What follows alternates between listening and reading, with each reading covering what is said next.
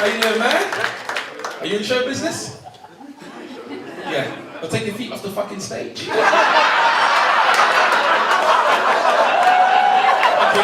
Cocky son of a bitch. I'm just gonna stand here and put my foot out. Nice to meet you, sir. Yo, this is Major Talented One, Season 2, Episode 4. You done know the show's live up again, and once again we've got another special guest. We keeping it moving right here. We got man like Lateef Lovejoy. You done know, man like Major, you know. Like I said, now. Gosh, we go back. Now we're gonna go into this one now. Lateef, like I said, you're on the comedic circuit, a comedian in that respect. Very, very good. We've known each other for a very, very long time.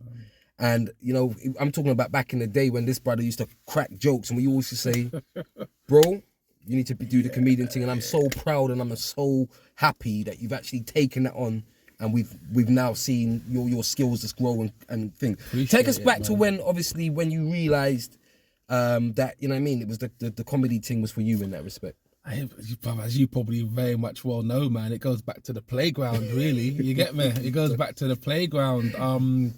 I'll probably say more so in my teenage years, although like when I was like young, I was kind of like always like the class joker and all the rest of it. But I think it was my teenage years where I started kind of finding these comedic type elements as well. And obviously I was hot on the acting as well. I was always doing school plays and going drama school on the side and thing.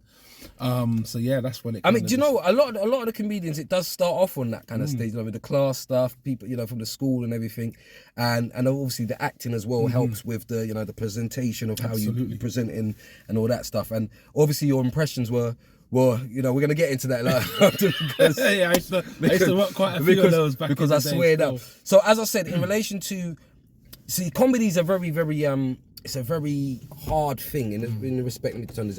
It's a very hard thing in respect of me. Now I'm thinking like if I was on the, you know, to start comedy, and not that I'm gonna, but if I was, I think my worst fear is going on the stage, saying something and the crowd are not feeling, because that I've noticed with comedy. When you start, like certain people who have flopped, when they start, if the joke could be funny, but your presentation of it. So let me know about your first times on stage and all them kind of things. Mate, I think the first ever time I performed comedy, I had no fear. I was literally on autopilot. A friend of mine was doing an event. They needed a host. Host dropped out last minute. He called me and I said, "Yo, I'll come and do it." First time I've ever actually hosted anything at all. I thought I'll just come down and accommodate him because one of his brethren just stuck to them, and I thought, okay, let me just come and just help him out because he kind of knew I was on the performing arts thing anyway. Yep. So there was a segment of this fashion show where the models were getting ready and stuff, and they had all of this time to kill. And I thought, all right, cool. So I just started doing impromptu things like talking to the audience and kind of getting rapport from them and all that. And, you know, they were giving me responses back and I was kind of like, I felt comfortable doing it. You know, it was kind of like, it was almost like, you know, they were laughing at me, just improvising and ad-libbing and stuff like that. And it was just like, it evoked a lot of humor from the audience. And I thought, oh, okay. And then someone came up to me after the show and said, you know what, you should really do stand-up, you know, because you're kind of funny, like. And I thought, really? And he's like, yeah. So what happens with comedy is, though, when you do like your second, third, fourth, fifth show, the reality starts to kick in now. Right. Because I was totally on autopilot on that show. That was just an autopilot. So it's basically, I mean, obviously a lot of time when comedians are doing it, they've got their whole set, they've got their routines, and you were just technically just freestyling. I was more or less freestyling. I mean, I'd written a few jokes before, and I had a few things that I used to always kind of mock and do. Like I used to kind of just do Frank Butcher from EastEnders back in the day as well. Like when I was young. Hey, Ricky, I told you so many times before, you can't come at me like that, Ricky. I need you here. You know, so I remember when I used to just rock that. That really came from like playground kind of college and all that. So, you know, I started manifesting a few impressions. And I think that kind of gave me the confidence to actually be a speaker in terms of the, you know, in the comedic sense. So that kind of gave me the ambition to be like a speaker, like I could actually narrate things. And that was the beginning of it, really. I mean, like I said, a thing with the impressions, because impressions are very, if you can nail the impression, there's different things. Because one, when you nail the impression, people are impressed that you actually are doing the voice in a certain way. And then when you throw a little bit of comedic in it, it kind of amplifies it and makes people even laugh even more. Because you kind of can put people into different scenarios with that. that Absolutely. voice. Do you know what I mean? It's almost like a triple threat if you can do stand up, have great delivery, material, and impressions. And so incorporating I say three, that's actually four. So incorporating all of those together is good element. Because as I said, with comedians, it's like one thing I've noticed about comedians is one, obviously they're funny if they are good. Secondly, they can do impressions. Thirdly, they can act, and fourthly, they can sing. Yeah. This seems to be a kind of thing with most of the top comedians that they can do. It's so mad because I can do all of that. See what I'm saying? That's what led me on to saying it. Because we have seen you on various adverts as well. What's the energy saving one? So that's you switch. I played the American sports coach on that one. But let me ask you this: why was it had to be an American person that they made? Because this was at the time when I think Barack Obama was at his last stages of office. So we're talking like 2019, 2020 was the back end of that commercial. Just before I done the collaboration with Britain's Got Talent. So I done the idents for the 2019 series. So they wanted an inspirational character. So they wanted somebody who can channel this positivity and stuff. So obviously I think they looked at the American blueprint and probably thought, okay, blue, that's a democratic color in America. Okay. The whole yes you can, that whole kind of motivational aspect was popping at the time. So there was actually they really wanted someone who was inspirational, who can kind of just embody what they're trying to sell, which is like energy packages. Do you get me? I said, because anytime I see my people on TV doing their thing, it does actually hit home. And it's a thing because even like I used to watch what's his name again, Swill, somewhere in London. That's Michael Dapper. Yeah. And like I said, what he's doing, I can see you doing it. And I'm not saying in any shark biting way, but I can see you doing it. Like, for example, that character that you have on that energy saving thing. I mean, does he have a name, that guy? He's his coach. He's the U-Switch coach. He's the official face of the brand. I was the official face for about 3 years.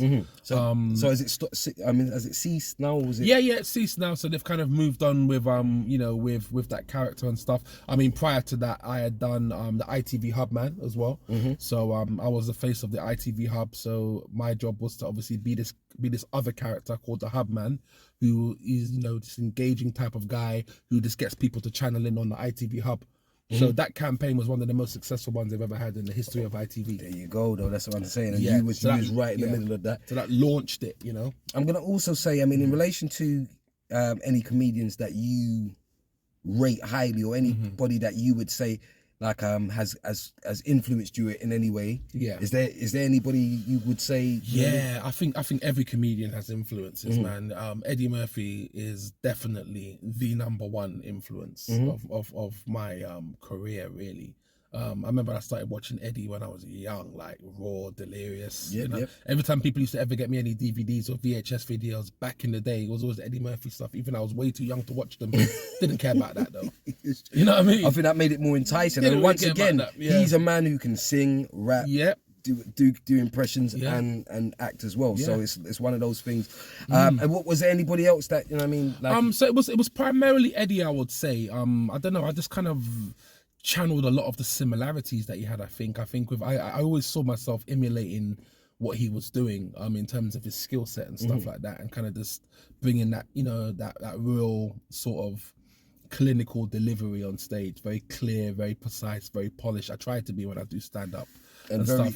I mean, in respect to, I mean, how long does it kind of take you to write a set, or where you're comfortable with it, and how long does it take you to memorize that? It's a long time, because currently now I'm working on, so in comedy there's this thing that we call work in progresses, where we have an hour of material and we just workshop it and we kind of just work it out, and make sure that everything is aligning with each other, and the set is cohesive enough so you can now go on and do a recording and go on and tour and stuff. So I'm pretty much with that now, and this has all been the birth of like me traveling to like 16 countries around the world doing comedy. So I'm generally, humbly would say I'm an international comedian. I've been all over the world. Is there any place where is your favorite place to perform, where you've had, in fact, now let me say this, name a show that you would say was your favorite, like you just felt like the energy, the electricity was in the room. I mean, I know you probably, obviously you're wicked at what you do. Thank you, bro. So it happens consistently, but your personal favorite, what would you say that was?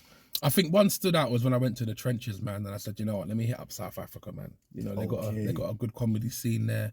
Let me hit up the owner of, well, the manager of Cape Town Comedy Club at the time. Yeah, because I saw on the Facebook, like he was on the he was in South Africa. Yeah. The lady called Desiree McKee is a general booker for Cape Town Comedy Club, which was the #1 rated comedy club in the world. And at times they just do things where they get international acts come on. So obviously you send them your stuff, they review it, and they will see if you're of the level of what they're looking for. So I sent my tape to them. Well, my tape, you know, like this is 1982. I sent my clip. I sent like a 25-minute clip to them. And then within a week, they got back to me and said, yeah, man, we really love what you do. Is there any way that you can do 40 minutes on stage for 5 nights headlining as an international comedian? Man. And again, I was just like, yeah. But then after I said yeah, and then she put the phone down, and then we finished communicating, I thought, wow, I got to do 40 minutes in a country where no one's really British. Everyone's That's another thing I was actually going to say, because obviously in the respect to the cultural and the language barrier to say, I mean, obviously they speak English. Yeah. But it's because I think one thing with comedy is if you can make it where the person can relate to what you're saying even more, that's what makes it even more funny. So in that respect, I'd say, you know what I mean, that was probably a big thing to do. So how did you feel even coming on a plane, when you was on a plane and all them kind of things? I mean obviously there was a bit of apprehension, but I always knew that just through doing international audiences in the UK, where people, like, for example, I'll do the West End, and there'll be people from all over the world that are there visiting tourists and stuff like that. So I always knew that in my writing and the way that I deliver my comedy, I've got the ability to go anywhere to make people laugh as long as they can understand English. So I wasn't really too, I was a little bit apprehensive about how they would get me. Would they get the accent and this, that, the other? So I wasn't too sure. So it's good that I had 5 nights anyway. So the first night, it was just like, it couldn't have really gone any better, really and truly. And each night it just got progressively better and better and better, because obviously the confidence was there. Yes. I kind of knew my set well. I kind of knew what I had to do. And obviously South Africa, the energy there, I mean, the comedians, they just give you enough love, man. The minute they can confirm you're funny, it's like, hey, bruh, man, you're great, bruh. Hey, man, hey, you're funny, bruh. Hey, come on, man. Hey, my booty, man. Hey, brother, you know. So they're like, yo, you are great, man. A great comedian here. You know? But what I would have said is, I mean, in relation to like where you're going as well, I mean, are you going to be doing more acting parts or acting roles? Are you going to produce any things, or what's going to happen with that? Yeah, no, that's a good question, bro. I think for me, I wear many hats. So I don't like to limit myself to just stand up, because even before stand up, I was acting. So I was always in the world of acting. As any actor will tell you in the UK, it is very difficult to leverage any kind of sustainability as an actor in this country. That's why you can literally count on your 10 hands the black actors that have dominated the screens and stuff. And, you know, you can literally count them. It's a very scarce industry in terms of acting. I've been lucky enough to be quite a face that people know. People may not necessarily know my name per se, or that many people.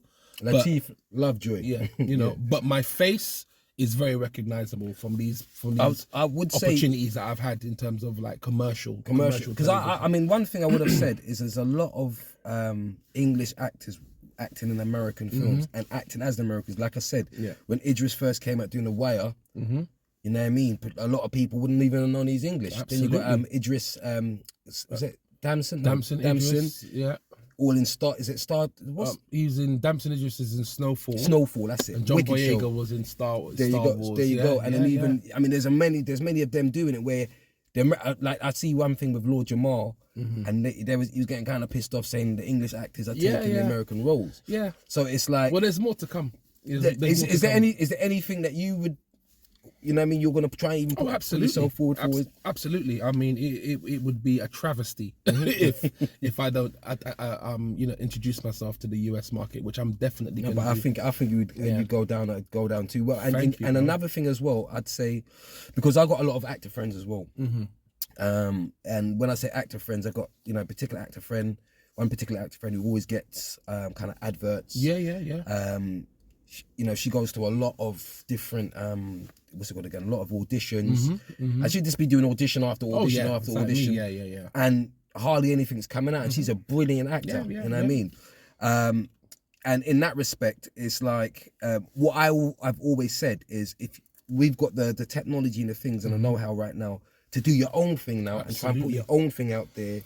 And even that's not even that easy, because during lockdown I actually wrote my sketch show. So I wrote a show called The Entertainment Click, which is like the working title of it, and it's basically a show that I shot myself. I graded myself. I've done all the transitions. I've done everything in terms of the production. And even though the show assembles around a multitude of different characters, I played them all myself, or the main ones. And you know, I shot this on my Canon M50 on 4K, and I spent most of lockdown learning how to edit. So I locked myself in my yard, learned how to edit it, and polished it all up. And after that, I wrote 4 episodes as well for the show.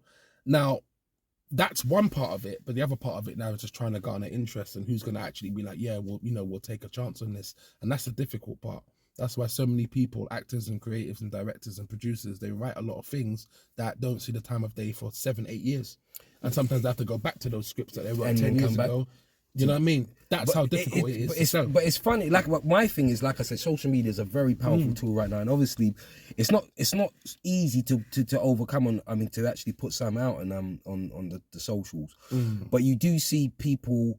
There's a certain thing when, like, certain things that make people laugh, a lot of people will share it. Absolutely. You know what I mean? Like, for example, I'm kind of famous for my WhatsApp stories, because I always will put people like, really, yo, blood, I beg you send me that video. I get that all the time, you know what I mean? So when I see, like, obviously I saw Mo the comedian's journey. You'll see, you know, other people putting out videos in a comedic kind of way.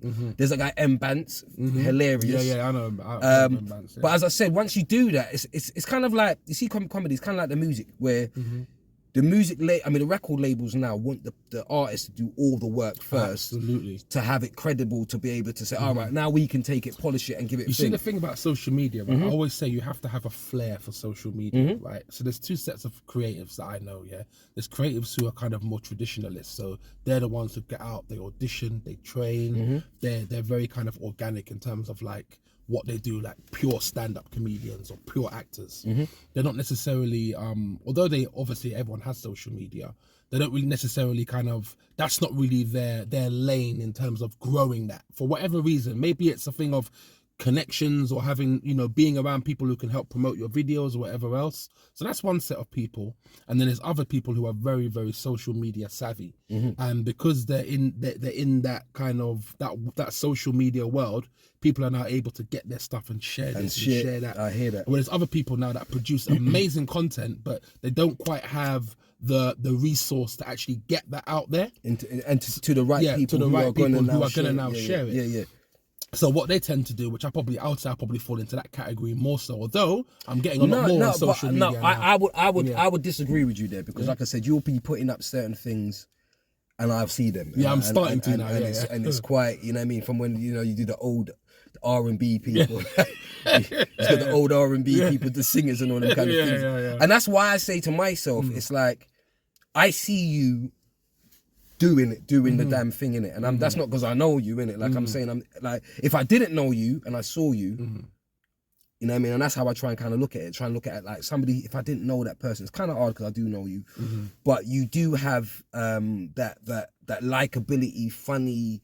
I'm gonna watch something else that this guy does. You know what I mean? I think that, probably in my like I said, I'm never criticizing, but I think my only thing I would say is the consistency of certain things, because you would do this and then you'll do that and you would do that. So I feel that if and that's like my own opinion, but I feel that like certain characters, if you developed the certain characters and continued that and gave it to us, you know what I mean? I think, but in other words, I feel that you could write a film. I feel that you could write a film. I agree. And I think you could cast it, produce it, direct it, and be in it. You know what I mean? No, absolutely. And I totally couldn't agree more with what you've said. Absolutely. And that's something that people have told me before. They've said, keep it going. And to an extent, I do.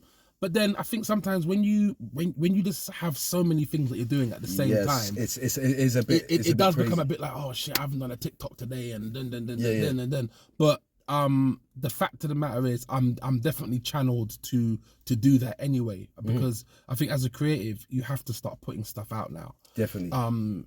you know, obviously you'd want that to grow, you want it to expand, you want it to become very popular, but at the same time, it's just for the mechanisms of your brain and your creativity. It's always good to think of stuff. Like even sometimes when I'm just out and about, I'm like, oh, I've got a TikTok idea, like boom, boom, boom.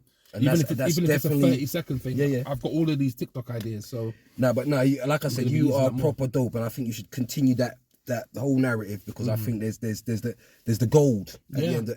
I would have said at the end of a certain thing, but no, I'm not going to say that. So there's the gold. It's crazy as well because, for example, and it's weird because I went to 4 different comedy shows. Yeah. And in that comedic show, there was I went to the Dave Chappelle. Yeah, the one at the O2. No, it wasn't even at the O2. It was at was it Hammersmith? Okay, Hammersmith Apollo one. Hammersmith Apollo. I went to Travis J. I went to, is it Judy Love? Yes. And I'm going to tell you about the other one in a minute. When I went to the Dave Chappelle one, this is Dave Chappelle. You're looking at it like this is Dave. This is, you know what I mean? He's a legend and so forth and so on. I think I was just laughing because it was Dave Chappelle. I wasn't laughing because I actually found it funny. I was laughing because it was Dave Chappelle. Like, okay, like, all right. And I felt a bit fake when I was like being very honest with you. Don't get me wrong, he had good material, but I wasn't like, oh, this is one of the best comedian shows I went. When I went to Travis J, now Travis J, I rate him highly because this guy had me cracking up. And the other people on the lineup as well had me cracking up as well, like literally cracking up. When I went to Judy Love, same thing. And she had KG, and there's another guy, is it Ori? Ori Styles. Ori Styles. And then there's another girl, she weren't really that funny to the point when she came and they said, all right, I know you lot didn't like me, but I don't like you either, and walked off. But Ori Styles was funny, KG is definitely funny, because obviously Travis J and KG, they're like, so what I would say, what my point was in that respect was, it was like, there's certain names and people, you know what I mean, laugh because of the names, and there's certain people, like I said, Travis J, he had me laughing. I was actually really laughing. And I've seen, funny enough, I haven't had the pleasure of coming to one of your shows, which I'm going to correct that. But when like I said, when I've watched on YouTube your thing, I'm actually laughing generally from the belly, because I'm this guy, you know what I mean, this the whole scenarios that you set up. So I rate, like I said, I think you're very skilled in the comedic kind of action. And you did say, obviously, with the singing thing, because I remember we was talking and you used to do the singing before. Have you got anything in mind to put out any music as well?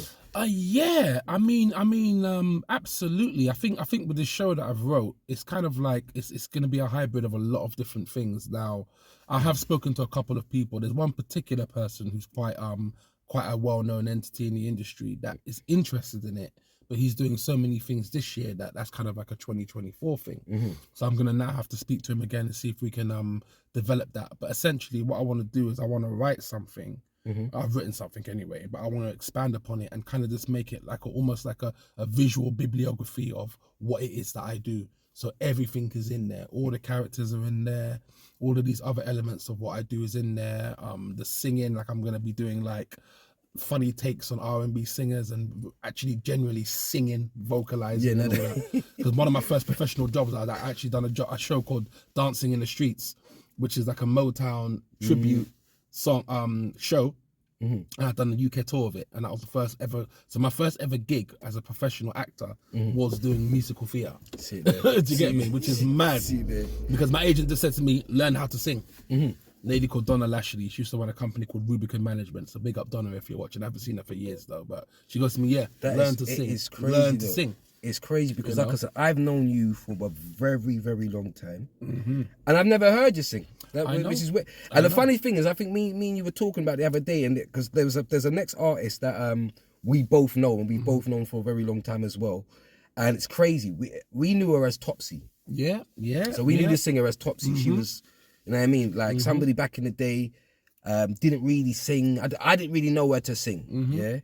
And our Topsy now is who? Tiwa Savage. Tiwa Savage. So when people, when we tell people the story, they don't believe us. Because Tiwa Savage, she's like the Beyonce of Nigeria right now. Beyonce of Nigeria. She's the queen of Afrobeats, as they call her. And back in the day, we used to run street together, bro. We did. We used to just I remember go to the studio. I remember a house party she had and it went a bit left. And people couldn't get in. All of that. But and the funny, I'm seeing her on, like, you know what I mean, YouTube talking with Diddy and talking with this person and that person. Do you know the thing about and this is testament to to artists who really have, because you know what it is. I think that, and people often say this a lot, and it's true. Yeah, talent.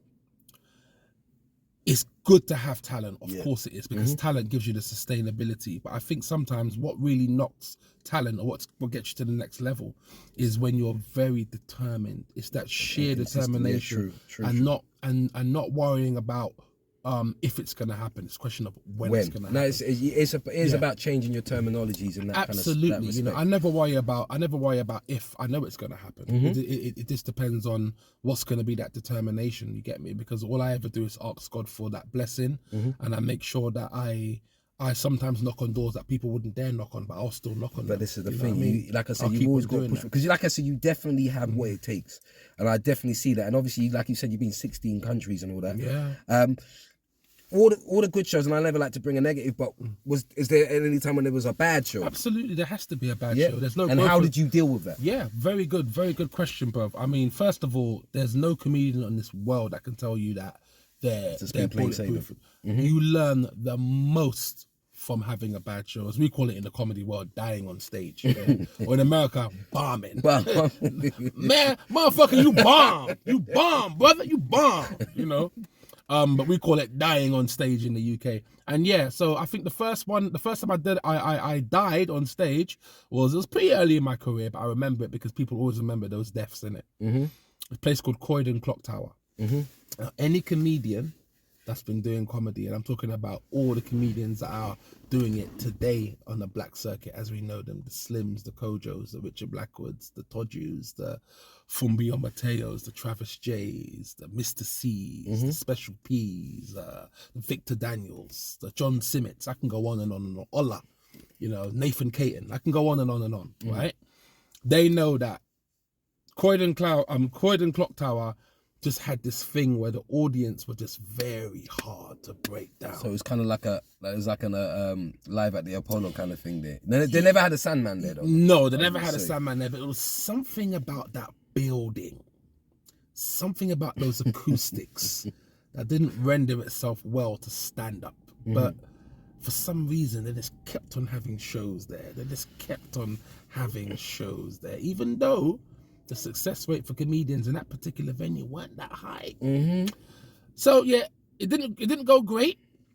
So I went back home, took up my notepad, tore it all up, threw it in the bin, and started again.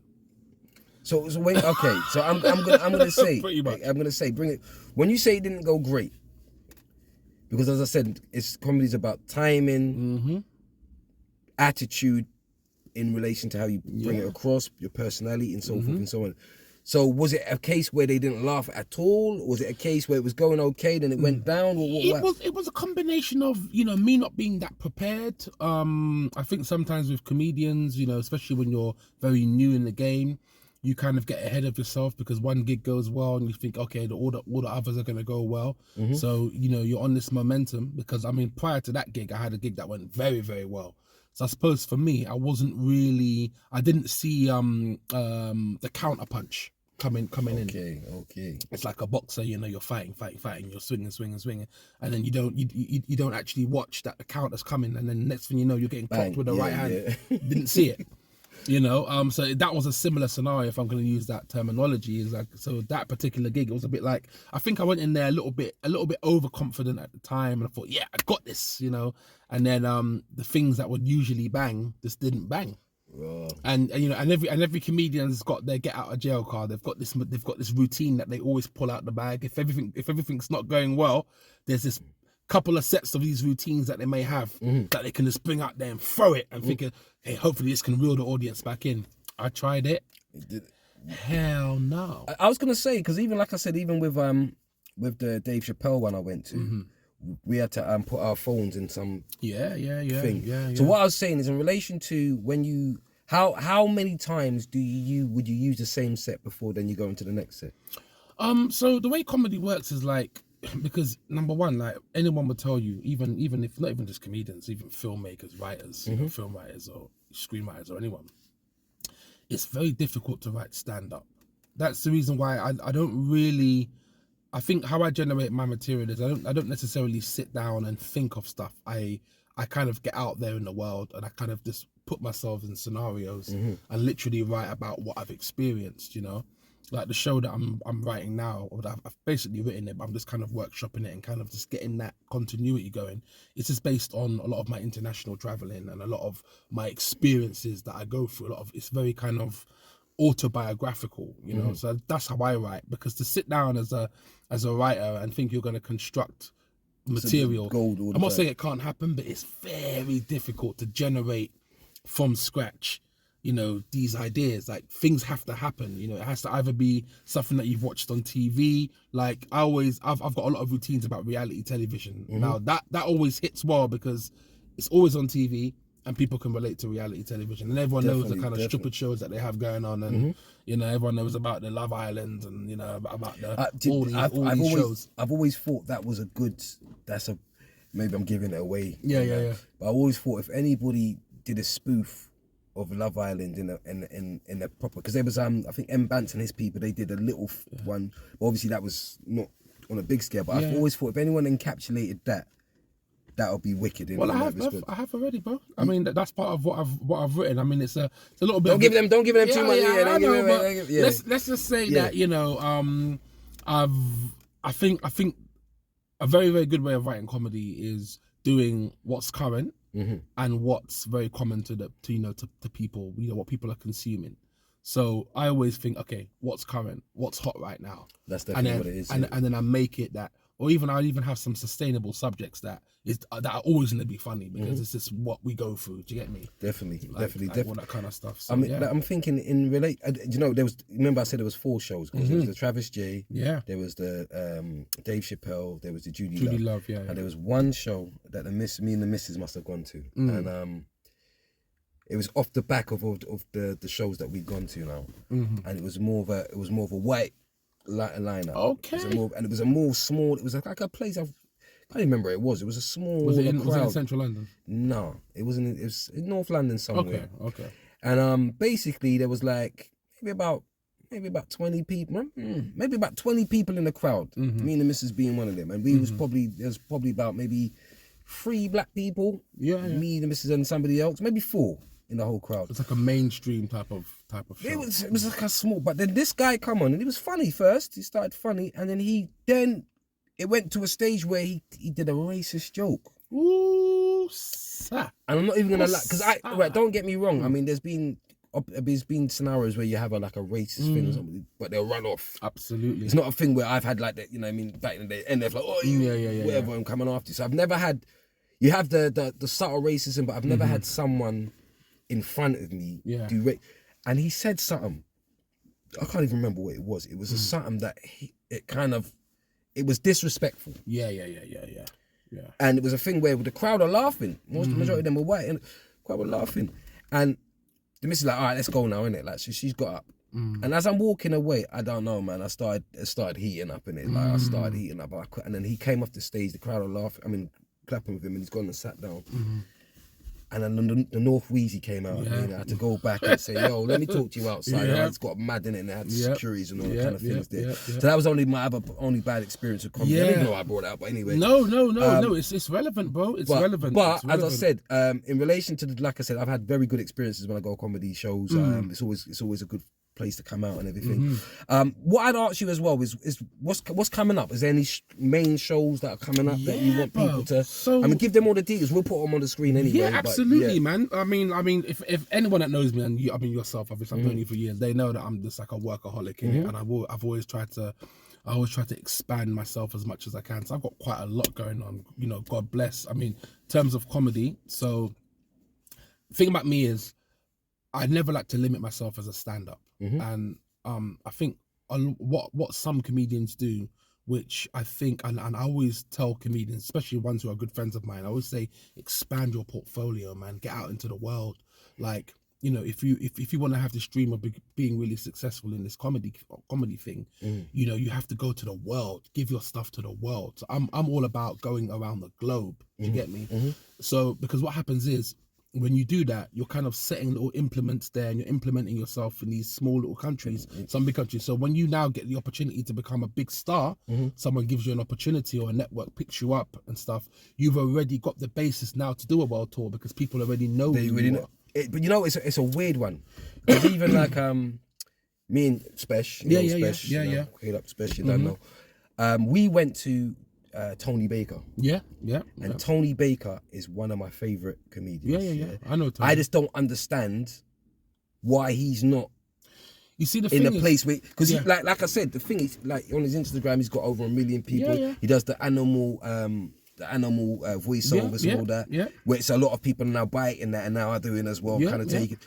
He is funny, and I think I relate to him because, like I said, he's a 77 baby. I relate to them. Like when I went there, everybody went to see, what's the other guy's name again?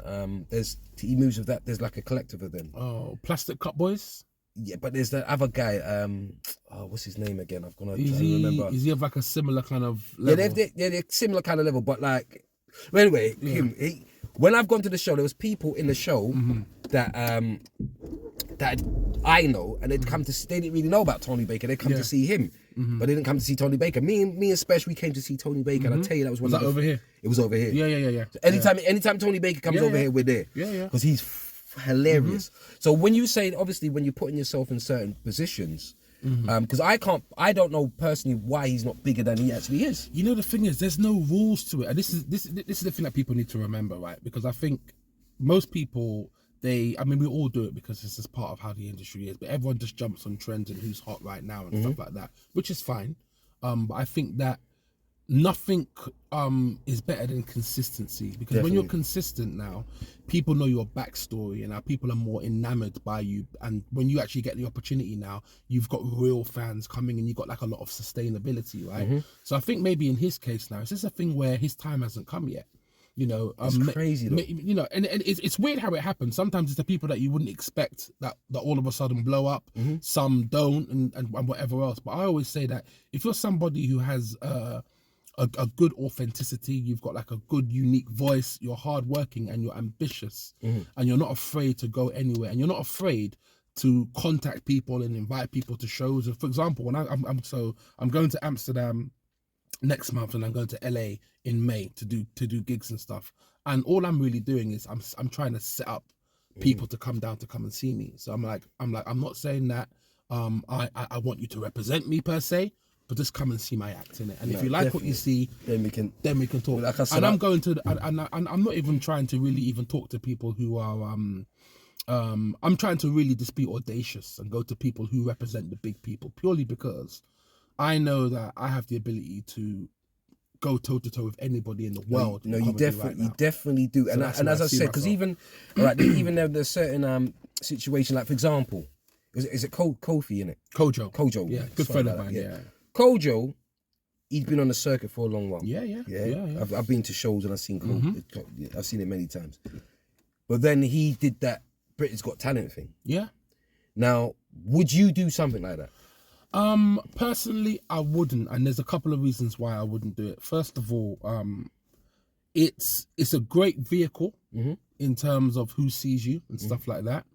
But I've spent so long creating my own vehicle, and I don't really just want to be known as this person from that particular thing. I was thinking, I was saying the same, the same thing in respect to, you see, like, all right, Britain's Got Talent, the X Factors, all these other things, and that when the artist goes on there, say if they don't go on to win it, I'm going off for the people who don't win it. Now you've got to think about it. Say for example they've been on the show for many weeks, you've got like 9 million people watching. Absolutely. So technically that's a marketing person's dream. Of course. Do you know what I mean? But what happens is then they just fade out. This is the problem with those kind of shows. Now, this is the difference between, say, comedy and music, right? I think the biggest glory that you can get from doing a reality TV show that's musical based, is give a great account of yourself and be very good, either as a solo artist or as a singer. And if you even if you can become a runner up or third place, or even maybe not even that, if you're good and the audience are watching you, and then there's someone who has that ability to say, you know what, let me put you somewhere because I believe that you guys can do the thing. Prime example is One Direction. They never won X Factor. But I think with One Direction, Simon saw that these guys can be the new Beatles. He saw, but it's you know what I mean. But then he's then now used his vehicle to push them, because he knows that if he pushes them in that place, he's gonna get a lot of comebacks. Exactly. So it's different in music. So the point I'm trying to make is with comedy now, and obviously, you know, Nabil Abdul Rashid has done it. I forgot to mention Nabil, amazing comedian. So Nabil Abdul Rashid has done it. Kojo has done it. A guy called Deliso Chimbonda has done it, and obviously Axel has won it now. You're right. You only really have a window of about a year to really maximize that, and then sometimes after that, you know, you know what I mean? It's one of those ones where I respect the platform immensely. I'm telling you, I do, because to go on that in the first hand, you have to have amazing confidence to go on a show that potentially may do you dirty. You know what I mean? So there's a massive respect to all those. In saying that though, because like I said, I mean the way they're set up, it is set up in a certain way. Like for example, I had a friend from a long time ago when she went on X Factor, but I went to the audition with her. And it's like you had to go for 3 auditions before even getting to the audition. Before you even get into the audition. So then that's when you see terrible singers or terrible people up there, they were picked for the shame entertainment value. Absolutely. You know what I mean? It wasn't. So that's another thing. But you know what I mean? And as I said, in relation to realistically, that's a marketing person's dream, but then it kind of fades out. And I do see like people who make it themselves, i.e. the Michael Dappers, doing the Swill show by himself. And then something popping off that, and then taking someone else's tune and making it bigger than the people's tune it was in the first place. There's no substitutes to creativity, man. So in that essence, that gives you the vehicle to say this is me organically made it, and I think that's probably the golden egg that we all kind of want, as opposed to someone saying, "Oh, we put you there." And absolutely, and I think that's definitely the catalyst of success, because I think. You know, I think a lot of people, and rightfully so, you know, they're concerned with time. Oh, I'm getting older. I'm not looking as good as I used to. Is TV still going to take me as I am? And boom, boom, boom, boom, boom, boom, boom. And what's been shown time and time again is sometimes, you see, when you've got talent and you've got drive and you've got tenacity, that's going to win you the Academy Award, mate. Definitely. People like Michelle Yeoh and this brother that's just won the Oscar. I think for his first movie he's ever done, the brother from the Gremlins. No, not the Gremlins. He used to be in the Goonies, Chinese guy. He was in Indiana Jones and the Raider and the Temple of Doom. So we're talking like he was acting in the 80s. I remember him. I think he's from Vietnam. Yeah, I remember him. Right. So there was a time where he wasn't getting nothing. So right throughout the 90s, apparently he wasn't working and he almost gave up on acting. So my man now doesn't give up. Does this movie.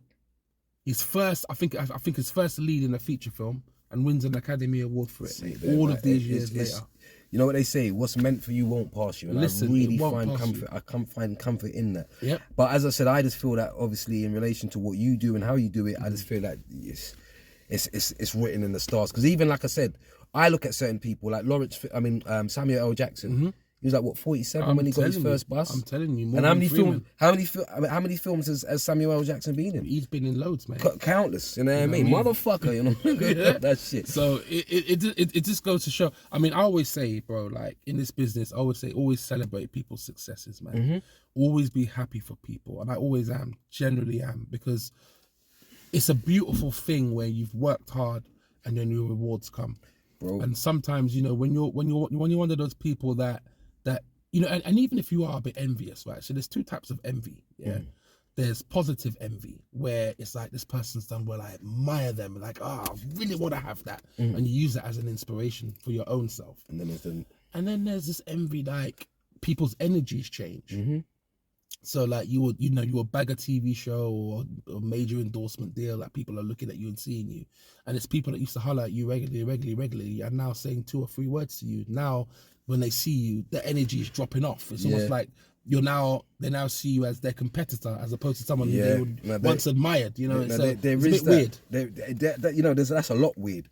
I always think the seed of jealousy, to me personally, is when the negative side is when someone's reminding you of what you didn't do, and it makes you mad at yourself, and you're mad at them for making you mad at yourself. That's the way I see it. It makes sense. So I think in that respect, it's like my thing. I've always been happy for any one of my people who have reached there. The only thing, like I said, and I said it even like with Steelo when I spoke to Steelo in the last show, like when people like reach a certain level, and then they just they don't know you no more. Now I understand it. Sometimes your circles have to change, and I understand it when on your growth, and I understand it. Like some people who are gonna pull you down. But there's people who are just happy that you've got there. You know what I mean? And they don't want nothing from you. They're just happy that, you know what I mean? And this is the reason why, no matter where I go in the world, no matter where I live, no matter what I might end up being, I always give homage and respect to Northwest London, bro. NW10, NW10 is in my blood. Originally a Brent boy, everyone knows that, You see the thing about people from Northwest, bro, they never forget, bro. True point. And they always show you that love. There's certain man who I haven't seen for 20 odd years. I'm on a train and I back up with man. Oh, wow, Grand Lateef. I see you doing things, you know. Big up. Bruv, this is the reason why, bruv. You see Northwest London. It's in me, innit? It's in my blood. And you know, we was Chalk Hill, always St. Raph's, Harlesden, Stonebridge, Church Road. It's in me. And you know the funny thing is, it's because like when we growing up, you remember you'd be in the clubs and they'd be like, oh, East London in the house, West. Then they say South and the whole place would go crazy. So as I said, I mean, I big up, you know, I mean, Diggy Hustle BMD for actually doing a North Wheezy tune and making people know. You know what I mean? Because big up all the Tubby T's, you know what I mean? Rest in peace. All of them. You know, Chucky Gappy, Star, you know Gappy Ranks. You know what I mean? So Damage. You know, they're all from the ends. You know, North London, 182. You know what I mean? Chooks and them man there. Antoine, yes. So Northwest, bruv, I'll even go. Donato. I'll even go deeper than that. I'll even go deep into the 90s, man. Four Man Do. Oh shit. Emanate. Oh shit. Yeah. Oh shit. One of my boys, his brother used to be in that group. And let me give you, I give people a little bit of trivia. Man like Teo Cruz. Yes. Lived in Church Road. Church Road. You know what I mean? He's not a Church Road man, but he lived in Church Road. North, again, this little suburb of Middlesex, bro. This little, area. It's always the case though, because Civil Regis, if you're into football, bro, came from there. Linford Christie. And also, what's the other one? Lived in Stonebridge.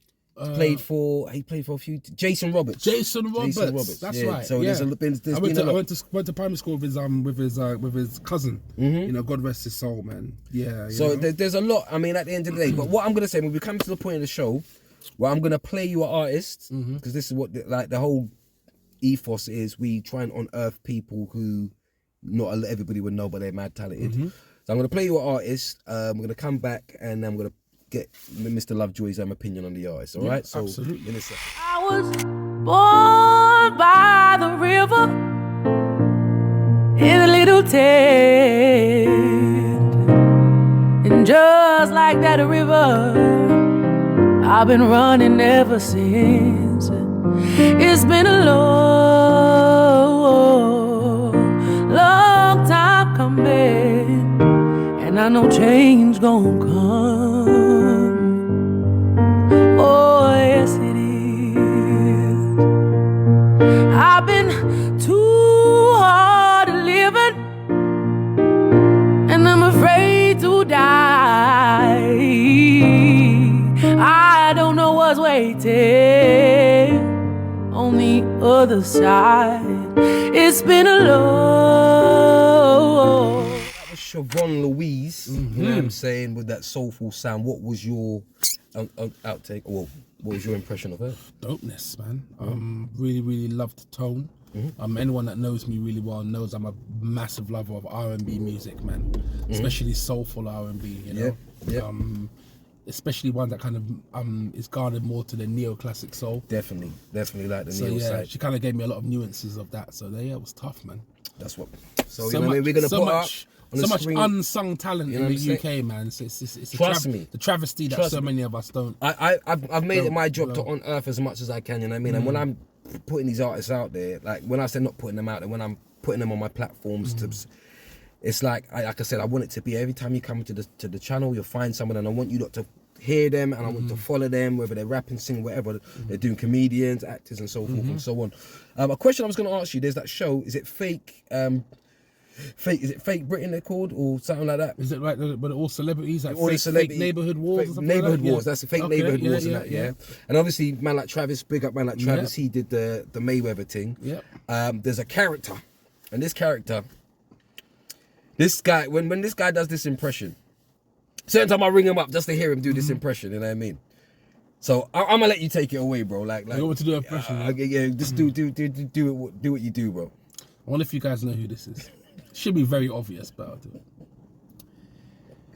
You see, basically, one has to know that in the sport of boxing, there needs to be a preciseness about your attack on the opponent that you are facing. You see, anyone that knows who's a true boxing connoisseur would know that me and Nigel back in the 90s, we had our ropes, and I had them on the ropes, and then the referee had to stop the contest because I was blazing him and bludgeoning him. That's a little Eubank there. No, I'm gonna let the people know. Hear what I'm saying, yeah? And there's another one I can do as well. A very, very famous boxer, like the most ferocious heavyweight boxer of all time. The youngest boxer to ever win a heavyweight title. I'll give it to them. It's the one and only Mr. Mike Tyson. So basically, what it basically is it's like this, right? I'm Mike Tyson. I'm the greatest boxing champion of all times. Okay, it's like there's me and there's Muhammad Ali, and that's basically it. I'm an absolute boxing pugilist. I'm an absolutely strongest boxer. I knock out my opponents. My boxing ratios, my knockout ratios, a fantastic ratio of punches. I'm not even an impressionist, I broke my back. I'm more of a, I broke. I broke my back in boxing. I've always said I'm going to retire from boxing. Boxing's not going to retire me. Yeah. Oh, Lord. And you know what? I just want to say, for any boxers who are watching, let me tell you something. Yeah, I commend anybody. I mean, right now, like I said, it's kind of peak because, like, in the boxing kind of world, I'm a very vivid boxing fan in it. Like I said, me and my boxing friends, we talk about boxing inherently. Big up Early, my brother Early. But like I said, it's the landscape, even like what's going on right now with Tyson Fury. It's not the same anymore, man. I think there's a reason, why UFC, the popularity of UFC is. I'm not saying that it's surpassing boxing, because boxing is is historical. I remember as a kid all the big fights, watching them with the family. There were events, big events. You get me? So it's a thing where it's kind of like, all of this. People not fighting each other in their peak is a bit of a madness. It's a lot of a madness. Crawford and Errol Spence, when are they going to get this thing popping? Yeah, and it's weird because, as I said, because I can't even tell you who would win out of that fight. I mean, obviously you got your little favourites. I mean, it's a tough one. It's a very tough one. And the thing is, even with this Tyson Fury Usyk thing, it's a bit of a mad one. And then you've got what's his name again? AJ, but he's. I don't know, man. AJ's just dropped off for me personally. I mean, man. people say He's that, just, man, because what? Shall I tell you why?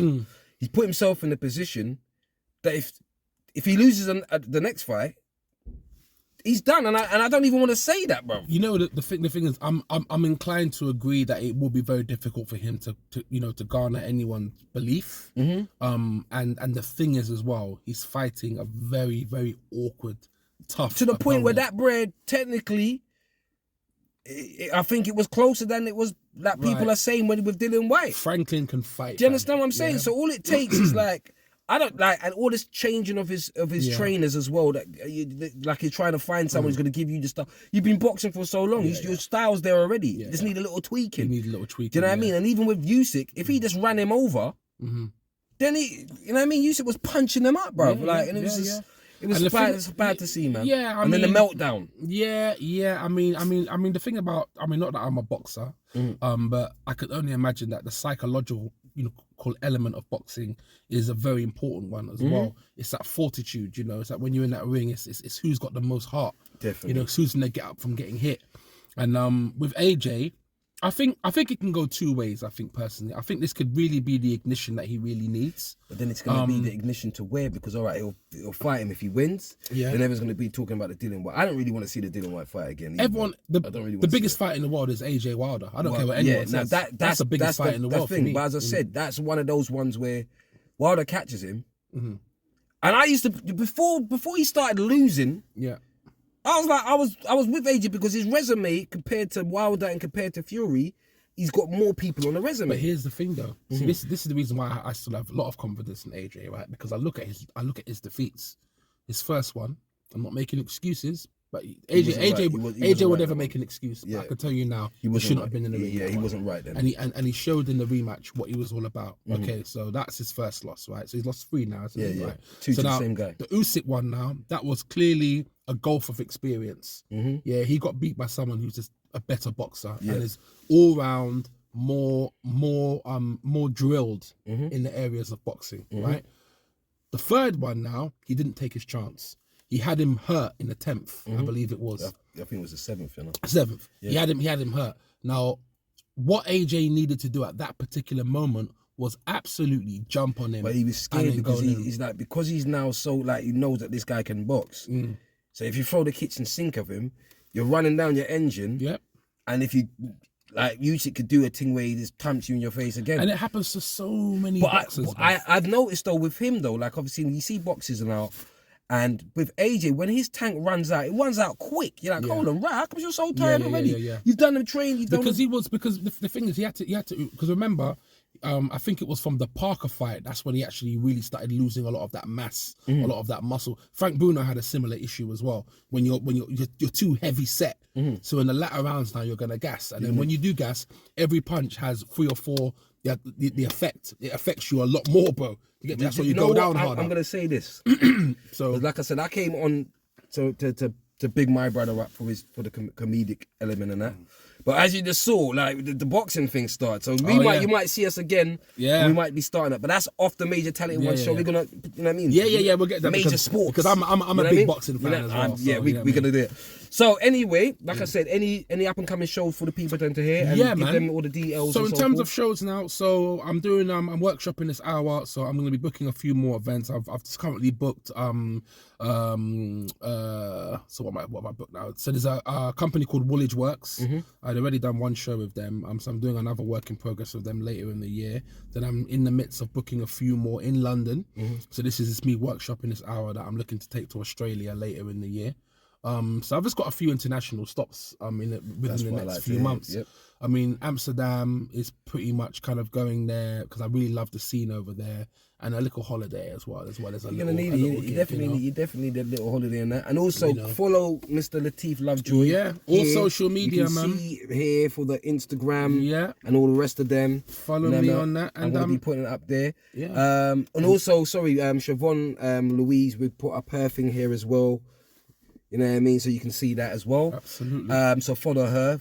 Dope artist. But yeah, like I said, you know what I mean? It's been an absolute pleasure having you today, my brother. Absolutely, bro. Absolutely. Go way We spoke back, about man. it and had to get it done. Had And to get you it know what I mean? done, We just keeping it moving. So once again, the show's sponsored by Bulletproof Dreams. Do you know what I mean? Hail them up, Bulletproof Dreams, always on all formats and so forth. And yeah, we're gonna keep it going. So that was episode 4, season 2. See us again for the next show. Bless up, my people.